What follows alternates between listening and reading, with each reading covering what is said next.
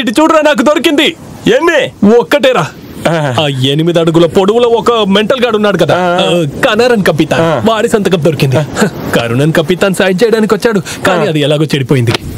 ఇదిగో జాగ్రత్తగా తిని చూసి అందంగా దేనిలాగే ఒక సైన్ చెయ్యి.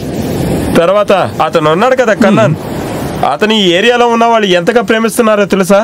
మనం దేనికోసం వచ్చామో ఈ ఏరియా వాళ్ళకి తెలిసిందంటే ఏ టైప్ లో కొడతారో తెలుసా? ఇలాంటివి దక్కుతాయి, అందుకని చెప్పేది ఏంటంటే గుంటలు లెక్క పెట్టేది వదిలేసి పనియారాలు తిను. అయితే పనియారం లేపే. ఇదిగో ఒక సంతకానికి 1 లక్షం, అదే అగ్రిమెంట్. ఇదిగో చూసి సొల్లు కార్చుకోకు, ముందు సంతకం చేసి పెట్టిని తీసుకెళ్ళు. ఇది ఎంత? 1 లక్ష. అది చాలదు. మళ్ళీ మాట్లాడితే పళ్ళు రాలగొడతాను. నేను చెప్పిందే చేస్తాను, కానీ కవరింగ్ నగలు కొనడానికి ఖర్చు అయింది 5,000 రూపాయలు. అవి పెట్టడానికి కొన్న పెట్టే 1,200 రూపాయలు. టాక్సీ ఛార్జీ 800, మొత్తం 7,000 అయింది. అదే ఇస్తారు. అయితే సరే నేనే ఇస్తాను. ఇదిగో 5,000. ఇది 2,000. ఇదిగో దీన్ని చూసి ఇందులో ఒక సంతకం పెట్టు. సంతకమా? బాగా చూసుకో.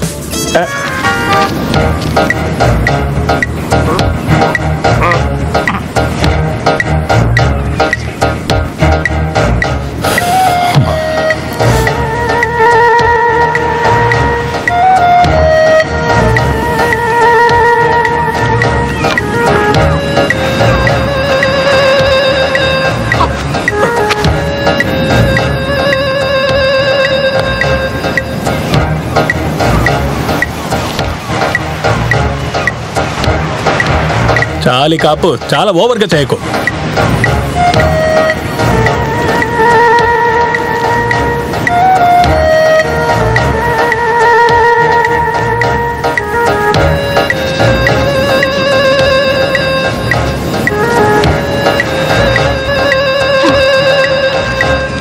చూడు, ఈ సంతకంలో ఏ చిన్న చేంజ్ ఉన్నా నాకు ఇచ్చిన డబ్బు తిరిగి ఇచ్చేస్తాను. చూడు, కళ్ళు తెరిచి చూడు, బాగా చూడు. ఎక్కువ ఓవర్గా చేయకు. ఎగ్జాక్ట్లీ, అదరగొట్టేశావు.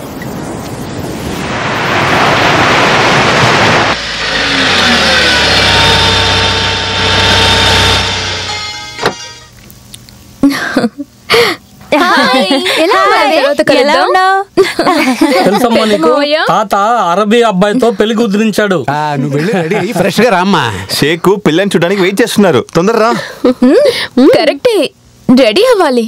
యాసిమ్ నన్ను మొదటిసారిగా చూడబోతున్నాడుగా, ఆ చోట్లో నేను అదర కొట్టాలి. ఏంటి?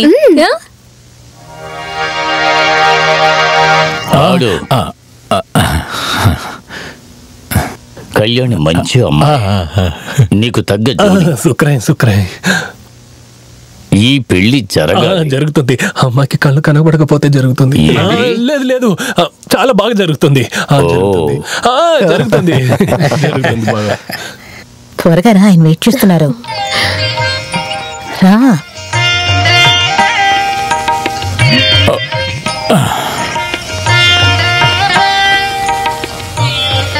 ఇవ్వమ్మా. సిగ్గుపడింది చాలు, ఇవ్వమ్మా. తీసుకో బాబు.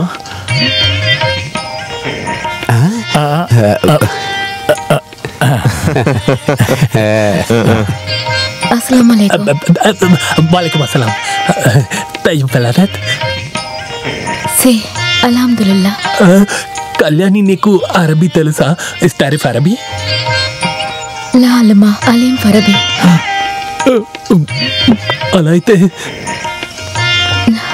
నేను కొంచెమే నేర్చుకోగలిగాను. ఇన్షాల్లా, మిగతాది నేను నీకు మెల్లిగా నేర్పిస్తాను.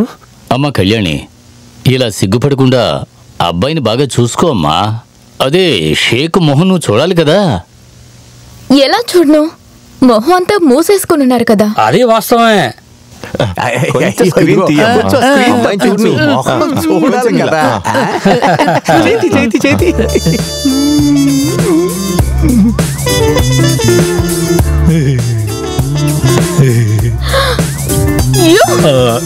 నేను షేక్ జాసిన్ ఖాలిద్ అల్ ముబారక్ మహబానీ, కళ్యాణి సొంత అత్తయ్యకు సొంత కొడుకుని. లేదు లేదు, కాదు, లేదు, నిజమైన యాసిం ఖాన్ని నేను చూపిస్తాను. జాసిం ఖాలిద్ ఎవరని మనకే చూపిస్తుందంట.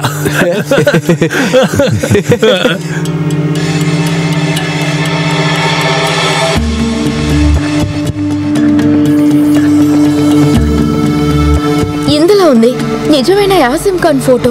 వచ్చిన అతను బాను ఆంటీ కొడుకే కాదు. అవును తాతయ్య, నేను చెప్పేది నమ్మండి. ఇతను అసలు యాసిం ఖానే కాదు, ఇతను ఒక ఫ్రాడ్. అయ్యో అవునమ్మా, అదేగా మేము చెప్పేది. ఆయన షేకే. అవును, ఈ ఫోటో నీకెక్కడ దొరికింది? అది ఒక 2-3 నెలలకు ముందు నాకు అవసరమని నాకు యాసిం షార్జా నుంచి పంపించారు. ఎందుకని? బాను ఆంటీకి చూపించేందుకు. మీరందరూ అసలు ఎలా రియాక్ట్ అవుతారని తెలియక నేను మీకేం చెప్పలేదు, ఫోటో కూడా చూపించలేదు.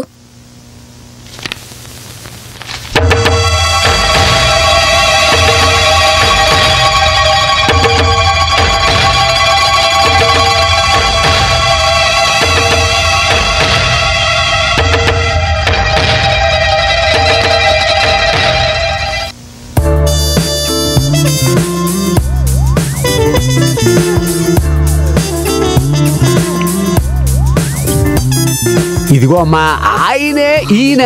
ఏమమ్మా నీకేమైంది? ఎప్పుడు చూసినా ఇలానే ఆటలాడేది.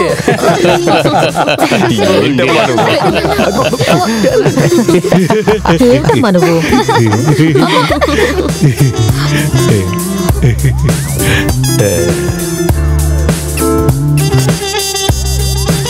చెప్పు, నువ్వెందుకు ఇలా వేషం వేసుకున్నావు? ఎవరి కోసం? నీ ప్లాన్ ఏంటి? Plan simple, it's very simple. Sharjah కోటలో బెడ్రూమ్ లో ఒంటరిగా బొట్టు కూడా పెట్టుకోలేని మా అమ్మ బేగం బానుని చూడ్డానికి, నా తాతయ్యని చూడ్డానికి, మా అంకుల్స్ ని చూడ్డానికి, వీళ్ళందరినీ చూడాలనుకున్నది తప్ప? చెప్పు చెప్పు కళ్యాణి. నువ్వు షేక్ జాసిం ఖాలిద్ అల్ ముబారక్ మెహబానీ.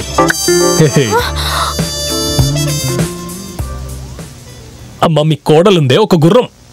జాసిం ఖాలిద్ ని పెళ్లి చేసుకుని షార్జా ప్యాలెస్ లో సుల్తానికి పెళ్ళాం కావాలనే ఆశతో ఎదురు చూస్తూ పరిగెత్తుకుంటూ వచ్చింది. ఇక్కడికి వచ్చి నన్ను చూడగానే ఆశలన్నీ కోల్పోయాయి. నేను షేక్ ని కాదని తెలవగానే తన అలా షేక్ అయిపోయింది. ఈ మందు తాగండమ్మా. విషయం వాళ్ళని చూస్తున్నావా?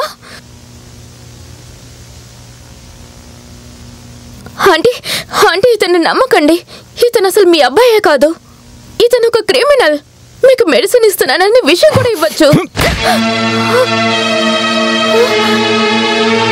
ఏమైందిరా? చెప్పండి, ఏమైంది? ఏం జరిగిందని నేనే చెప్తాను. నేను ఇలా తిరిగి నిలబడి అమ్మకు మందిస్తుంటే ఈ కళ్యాణి నా వెనకాల వచ్చి నించుని ఇలాగ నన్ను కౌగిలించుకుంది. నేను షాక్ అయ్యాను. షాక్ అయ్యి బాటిల్ కింద పడేశాను. బాటిల్ కింద పడగానే మందంతా ఒలిగిపోయింది. అంతే జరిగింది. కళ్యాణి, మన ఇద్దరికి పెళ్ళయ్యే ముందు నువ్వు నాకు ఒక ముద్దు ఇచ్చావని తాతయ్యకి ఇప్పుడే చెప్పాలా? అయితే పర్లేదు, తాతయ్యకి నేనే చెప్పేస్తాను. ఫారిన్ పెంపకం కదా తన. మాఫీ మాఫీ, మీరందరూ బయటికి వెళ్ళండి. ఈ చోటును నేనే క్లీన్ చేసుకుంటాను. మీరు అందరు వెళ్ళండి, బయటికి వెళ్ళండి. కౌగిలించుకొని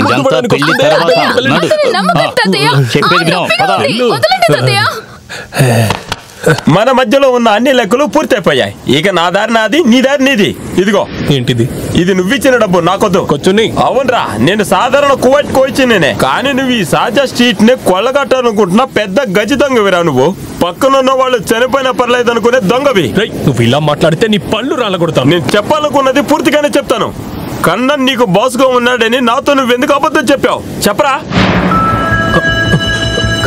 అవునరా, ఆ కన్ననే ఈ కన్నన్. చదువు. 4 నెలలకు ముందు షార్జా న్యూస్ పేపర్ చూడు.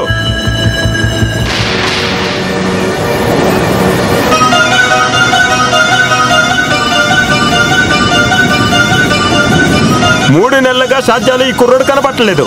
కన్నా ఎక్కడికి వెళ్ళాడు? ఇకపైన ఏమీ దాచాలనుకోకు. పాపం ఆ పిల్లగాడిని చంపేసి సముద్రంలో వేసి వాడి ఆస్తిని కాజేయాలనుకుంటున్నావు కదా. చెప్పు, నీ వెనక ఎవరెవరు ఉన్నారు? నిజం చెప్పు. వద్దు, నువ్వేం చెప్పొద్దు. అంత కపితానే చెప్తాడు నీకు. కొంచెం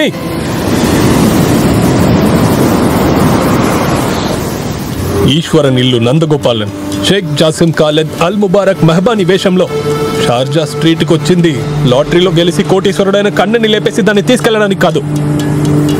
నేను నా ప్రాణం కంటే ఎక్కువ అనుకునే ఒకరి ప్రాణం కాపాడడానికి కోసమే. అర్థం కాలేదు. నాన్నగారి మనసులో నేను ఒక భారంగా ఉన్నాను. ఎప్పుడు షార్జాలో ఉన్న నా తమ్ముడు ఉన్నీనే నాన్నకు ఎప్పుడు చాలా ఇష్టం. రిమాండ్ పూర్తయ్యాక నేను సబ్ జైలు నుండి బయటకు వచ్చినప్పుడు నా ఫ్రెండ్ అయ్యప్పన్ నా కోసం బయట వెయిట్ చేశాడు. షార్జా నుండి నాకు ఒక టెలిగ్రామ్. షార్జాలో ఉన్ని పనిచేసిన కంపెనీ నుంచి పంపించారు. నా ఉన్ని ఏదో ఒక పెద్ద సమస్యలో ఇరుక్కున్నాడని వాని స్పాన్సర్ ఆ టెలిగ్రామ్లో రాసి పంపించారు. ఆ సమస్య ఏదైనా కానీ నాన్నగారికి వేరే ఎవ్వరికీ తెలియకూడదని మనసు మారి పనికి వెళ్తానని ఒప్పుకొని నేను షార్జాకి వెళ్ళాను. అక్కడికి వెళ్ళిన